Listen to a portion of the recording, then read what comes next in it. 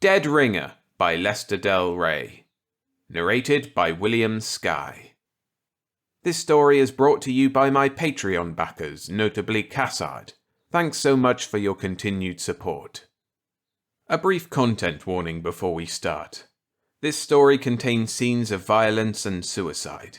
If that might upset you, why not check out one of the many other stories on my channel. There was nothing, especially on Earth, which could set him free. The truth least of all. Dane Phillips slouched in the window seat watching the morning crowds on their way to work and carefully avoiding any attempt to read Jordan's old face as the editor skimmed through the notes. He had learned to make his tall, bony body seem all loose-jointed relaxation, no matter what he felt. But the oversized hands in his pockets were clenched so tightly that the nails were cutting into his palms. Every tick of the old-fashioned clock sent a throb racing through his brain. Every rustle of the pages seemed to release a fresh shot of adrenaline into his bloodstream. This time, his mind was pleading. It has to be right this time. Jordan finished his reading and shoved the folder back. He reached for his pipe, sighed, and then nodded slowly. "A nice job of researching, Phillips. And it might make a good feature for the Sunday section at that." It took a second to realize that the words meant acceptance, for Phillips had prepared himself too thoroughly against another failure. Now he felt the tautened muscles release so quickly that he would have fallen if he hadn't been braced against the seat. He groped in his mind, hunting for words and finding none. There was only the hot, sudden flame of unbelieving hope, and then an almost blinding exultation. Jordan didn't seem to notice his silence. The editor made a neat pile of the notes, nodding again. "Sure, I like it. We've been short of shock stuff lately, and the readers go for it when we can get a fresh angle. But naturally you'd have to leave out all that nonsense on Blanding. Hell, the man's just buried, and his relatives and friends." "But that's the proof."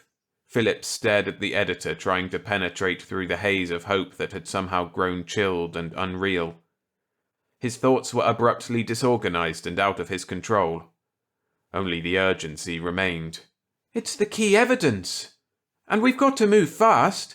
I don't know how long it takes, but even one more day may be too late." Jordan nearly dropped the pipe from his lips as he jerked upright to peer sharply at the younger man. "Are you crazy?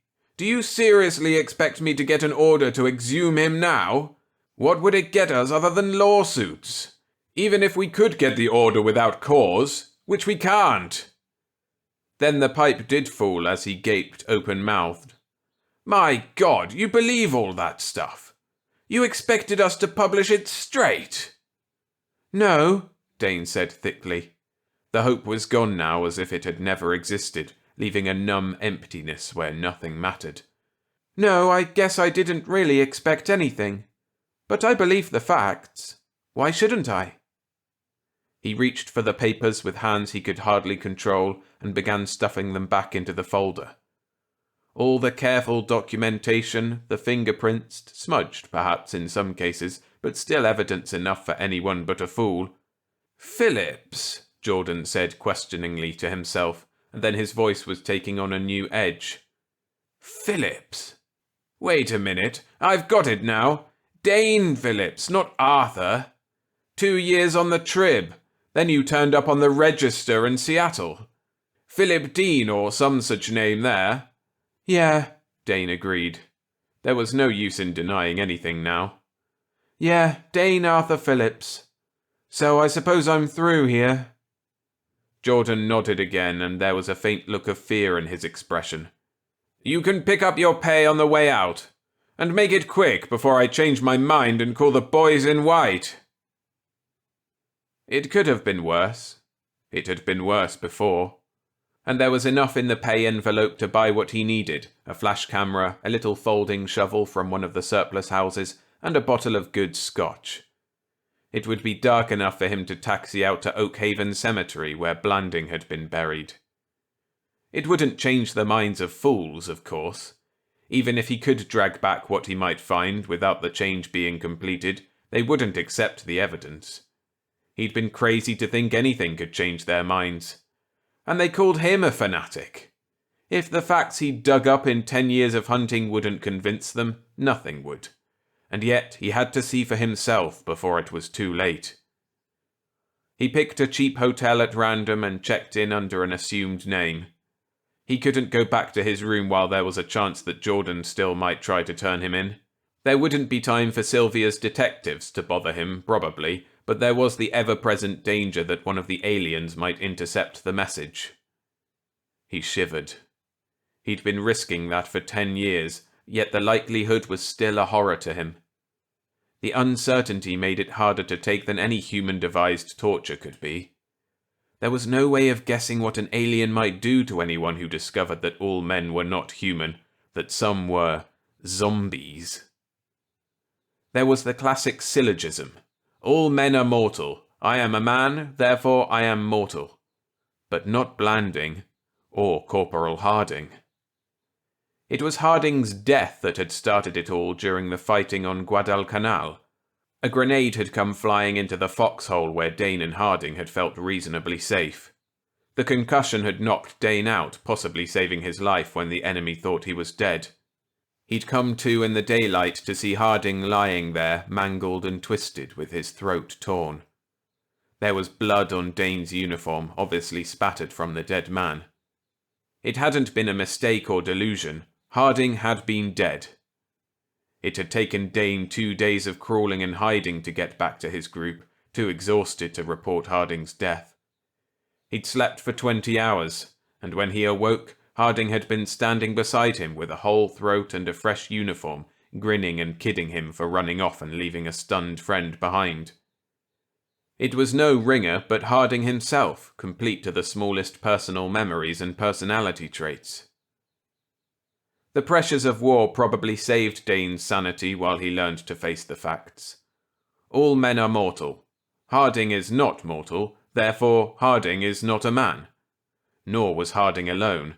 Dane found enough evidence to know there were others.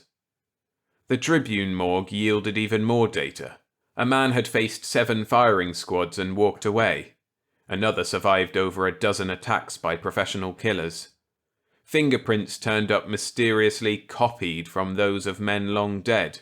Some of the aliens seemed to heal almost instantly, others took days. Some operated completely alone, some seemed to have joined with others. But they were legion. Lack of a clearer pattern of attack made him consider the possibility of human mutation, but such tissue was too wildly different, and the invasion had begun long before atomics or X-rays. He gave up trying to understand their alien motivations. It was enough that they existed in secret, slowly growing in numbers while mankind was unaware of them. When his proof was complete and irrefutable, he took it to his editor, to be fired politely but coldly. Other editors were less polite. But he went on doggedly trying and failing. What else could he do? Somehow he had to find the few people who could recognize facts and warn them. The aliens would get him, of course, when the story broke, but a warned humanity could cope with them. Ye shall know the truth, and the truth shall make you free. Then he met Sylvia by accident after losing his 5th job, a girl who had inherited a fortune big enough to spread his message in paid ads across the country. They were married before he found she was hard-headed about her money. She demanded a full explanation for every cent beyond his allowance. In the end, she got the explanation, and while he was trying to cash the check she gave him, she visited Dr. Buell to come back with a squad of quiet, refined, strong-arm boys who made sure Dane reached Buell's rest home safely. Hydrotherapy, Buell as the kindly, firm father image, analysis, hypnosis that stripped every secret from him, including his worst childhood nightmare. His father had committed a violent, bloody suicide after one of the many quarrels with Dane's mother. Dane had found the body. 2 nights after the funeral, he had dreamed of his father's face, horror-filled, at the window. He knew now that it was a normal nightmare caused by being forced to look at the face in the coffin, but the shock had lasted for years. It had bothered him again after his discovery of the aliens, until a thorough check had proved without doubt that his father had been fully human, with a human, if tempestuous, childhood behind him. Dr. Buell was delighted. "You see, Dane, you know it was a nightmare, but you don't really believe it even now. Your father was an alien monster to you. No adult is quite human to a child. And that literal-minded self, your subconscious, saw him after he died. So there are alien monsters who return from death. Then you come to from a concussion. Harding is sprawled out unconscious, covered with blood, probably your blood, since you say he wasn't wounded later. But after seeing your father, you can't associate blood with yourself. You see it as a horrible wound on Harding. When he turns out to be alive, you're still in partial shock with your subconscious dominant. And that has the answer already. There are monsters who come back from the dead. An exaggerated reaction, but nothing really abnormal. We'll have you out of here in no time."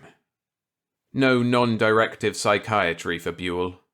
The man beamed paternally, chuckling as he added what he must have considered the clincher. "Anyhow, even zombies can't stand fire, Dane, so you can stop worrying about Harding. I checked up on him. He was burned to a crisp in a hotel fire 2 months ago." It was logical enough to shake Dane's faith until he came across Milo Blanding's picture in a magazine article on society in St. Louis. According to the item, Milo was a cousin of the Blandings, whose father had vanished in Chile as a young man and who had just rejoined the family. The picture was of Harding. An alien could have gotten away by simply committing suicide and being carried from the rest home, but Dane had to do it the hard way, watching his chance and using commando tactics on a guard who had come to accept him as a harmless nut. In St. Louis, he'd used the purloined letter technique to hide, going back to newspaper work and using almost his real name. It had seemed to work too, but he'd been less lucky about Harding Blanding. The man had been in Europe on some kind of a tour until his return only this last week. Dane had seen him just once then, but long enough to be sure it was Harding, before he died again. This time it was in a drunken auto accident that seemed to be none of his fault but left his body in a mangled wreck.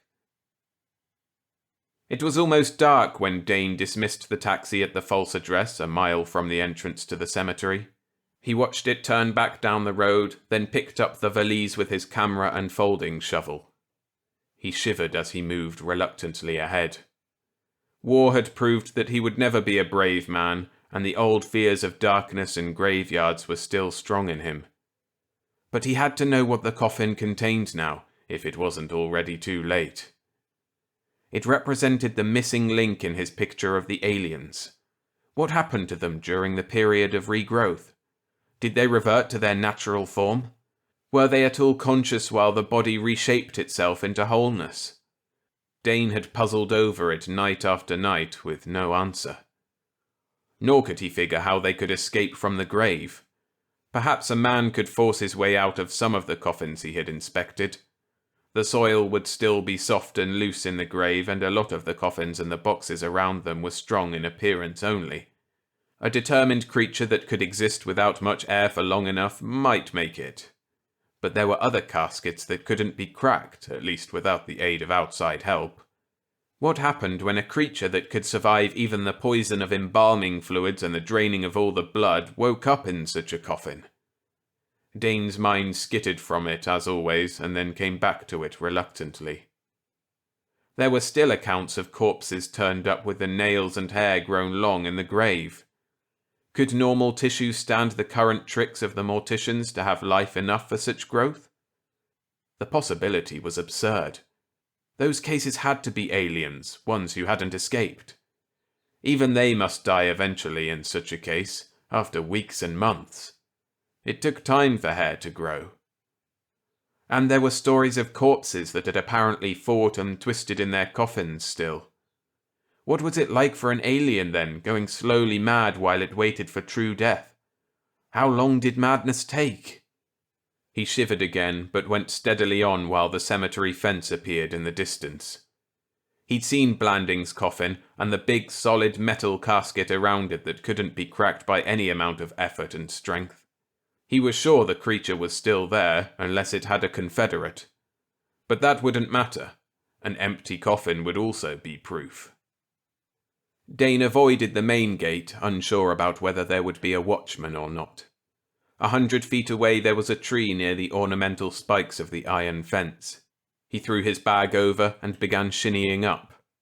It was difficult, but he made it finally, dropping onto the soft grass beyond. There was the trace of the moon at times through the clouds, but it hadn't betrayed him, and there had been no alarm wire along the top of the fence. He moved from shadow to shadow, his hair prickling along the base of his neck. Locating the right grave in the darkness was harder than he had expected, even with an occasional brief use of the small flashlight. But at last he found the marker that was serving until the regular monument could arrive. His hands were sweating so much that it was hard to use the small shovel, but the digging of foxholes had given him experience and the ground was still soft from the gravedigger's work. He stopped once as the moon came out briefly. Again, a sound in the darkness above left him hovering and sick in the hole. But it must have been only some animal. He uncovered the top of the casket with hands already blistering. Then he cursed as he realized the catches were near the bottom, making his work even harder. He reached them at last, fumbling them open. The metal top of the casket seemed to be a dome of solid lead, and he had no room to maneuver, but it began swinging up reluctantly until he could feel the polished wood of the coffin. Dane reached for the lid with hands he could barely control. Fear was thick in his throat now. What could an alien do to a man who discovered it? Would it be hiding there, or some monstrous thing still changing? How long did it take a revived monster to go mad when it found no way to escape? He gripped the shovel in one hand, working at the lid with the other. Now, abruptly, his nerves steadied, as they had done whenever he was in real battle. He swung the lid up and began groping for the camera. His hand went into the silk-lined interior and found nothing. He was too late. Either Harding had gotten out somehow before the final ceremony, or a Confederate had already been here. The coffin was empty. There were no warning sounds this time, only hands that slipped under his arms and across his mouth, lifting him easily from the grave. A match flared briefly, and he was looking into the face of Buell's chief strong-arm man. "Hello, Mr. Phillips. Promise to be quiet and we'll release you, okay?" At Dane's sickened nod, he gestured to the others. "Let him go, and Tom, better get that filled in. We don't want any trouble from this."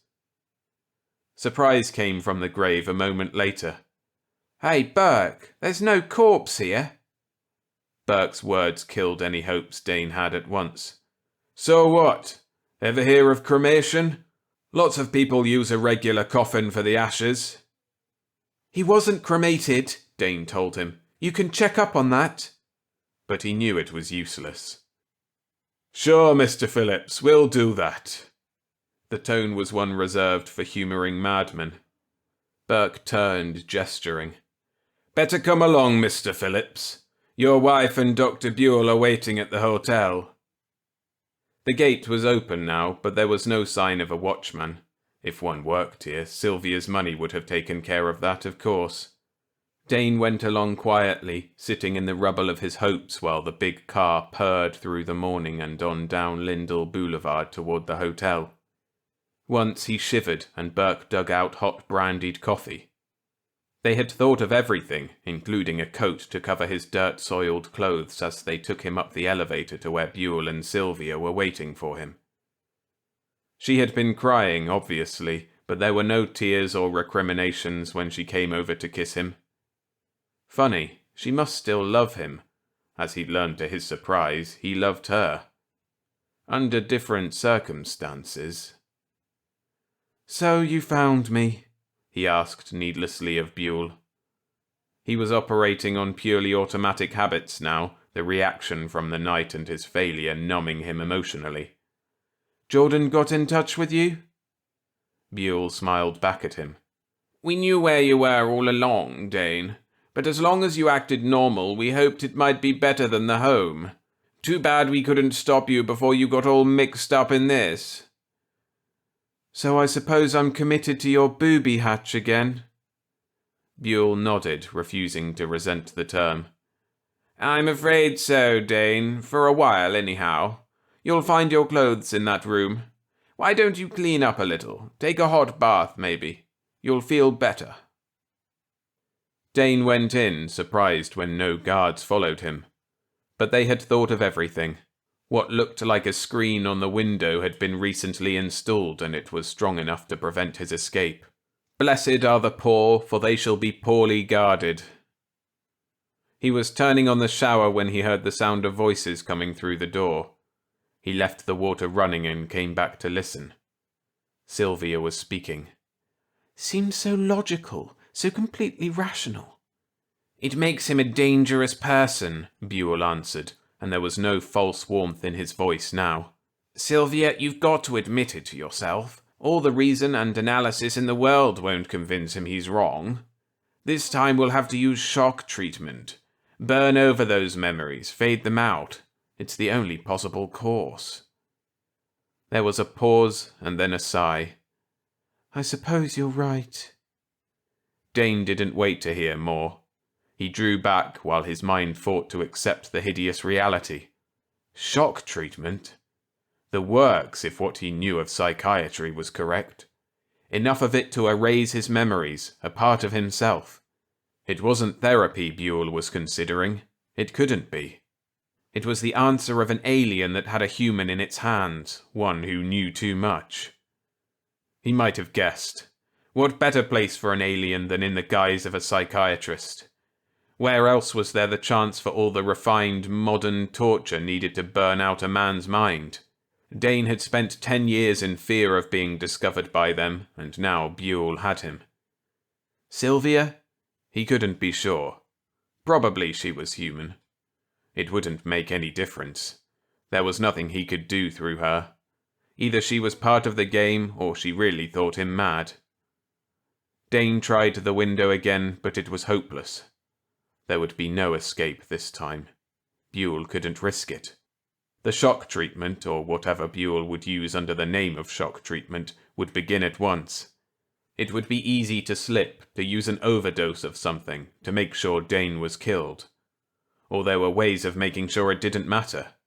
They could leave him alive, but take his mind away. In alien hands, human psychiatry could do worse than all the medieval torture chambers. The sickness grew in his stomach as he considered the worst that could happen. Death he could accept if he had to.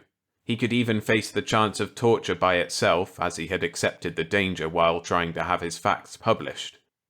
But to have his mind taken from him, a step at a time, to watch his personality, his ego, rotted away under him, and to know that he would wind up as a drooling idiot. He made his decision almost as quickly as he had come to realize what Buell must be. There was a razor in the medicine chest. It was a safety razor, of course, but the blade was sharp and it would be big enough. There was no time for careful planning. One of the guards might come in at any moment if they thought he was taking too long. Some fear came back as he leaned over the wash basin, staring at his throat, fingering the suddenly murderous blade. But the pain wouldn't last long, a lot less than there would be under shock treatment, and less pain. He'd read enough to feel sure of that. Twice he braced himself and failed at the last second. His mind flashed out in wild schemes fighting against what it knew had to be done. The world still had to be warned. If he could escape somehow, if he could still find a way, he couldn't quit, no matter how impossible things looked. But he knew better. There was nothing one man could do against the aliens in this world they had taken over. He'd never had a chance. Man had been chained already by carefully developed ridicule against superstition, by carefully indoctrinated gobbledygook about insanity, persecution complexes, and all the rest. For a second, Dane even considered the possibility that he was insane. But he knew it was only a blind effort to cling to life. There had been no insanity in him when he'd groped for evidence in the coffin and found it empty. He leaned over the wash basin, his eyes focused on his throat, and his hand came down and around, carrying the razor blade through a lethal semicircle. Dane Phillips watched fear give place to sickness on his face as the pain lanced through him and the blood spurted. He watched horror creep up to replace the sickness while the bleeding stopped and the gash began closing. By the time he recognized his expression as the same one he'd seen on his father's face at the window so long ago, the wound was completely healed.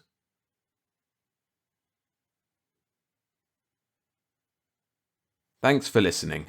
If you enjoyed this story, hit the like button and subscribe for more every Monday and Friday. And for more Lester Del Rey, I recommend And It Comes Out Here. My narration of that story is on screen now.